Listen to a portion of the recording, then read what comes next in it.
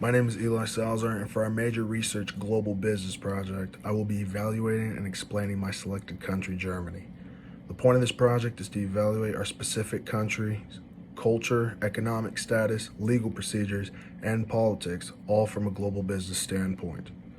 To begin with, Germany is located in the western and central part of Europe. It also borders 9 countries. Germany itself encompasses a wide variety of landscapes from sheer mountains of the south, rolling plains of the north, forested hills of the west, to the agricultural plains of the east. Diving into its demographics with a population over 83 million, it is the 19th most populous country in the world and the most populous in the European Union. A quick insight into basic demographic stats of Germany consists of a total fertility rate of 1.6, an infant mortality rate of 2.1, life expectancy of both genders being about 81 years, 84 male, 79 female. Ethnic groups can be classified as 87% German, 1.8% Turkish, 1% Polish, and the rest being other. German is the official language and also has official minority languages such as Danish, Frisian, Sorbian, and Romani. Starting off with culture, one of the most important aspects of German culture is that people are expected to respect order and structure. Being considered a modern and advanced society, the nation has some of the most progressive policies, strong family/public values, and conscious/hardworking mindsets. The way this can relate to a business aspect is how set in stone Germany's priorities and perfectionism are culturally embedded into the present, built throughout their history. Business relations are very formal and they reflect the German values of order, privacy, and punctuality. Next is the economic background. Germany has a mixed economic system which includes a variety of private freedom combined with centralized economic planning and government regulations. Some of that regulation can come due to the fact that Germany is a member of the European Union. Another way to present this type of system in layman's terms is that Germany states their economic system as a social market economy, also known as SOME, S-O-M-E. This market is a socio-economic market,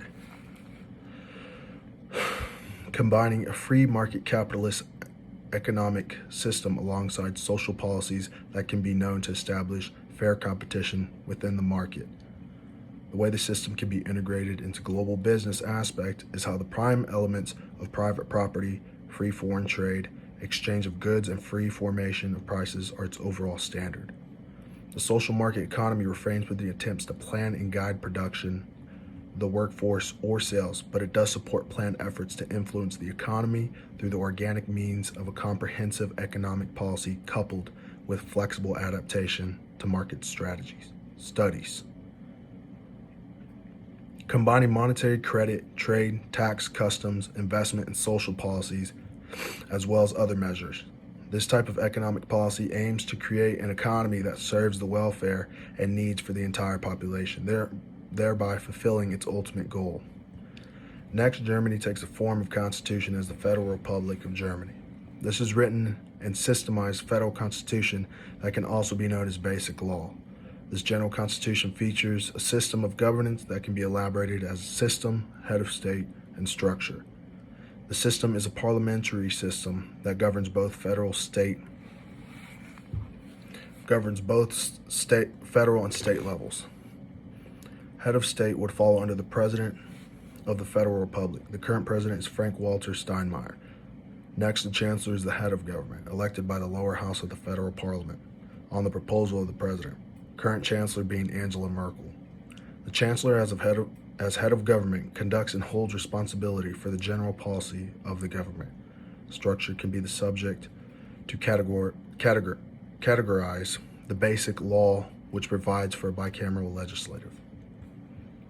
Structure. The federal parliament is the general legislator, and the federal council, which is the second chamber representing the states at the federal level.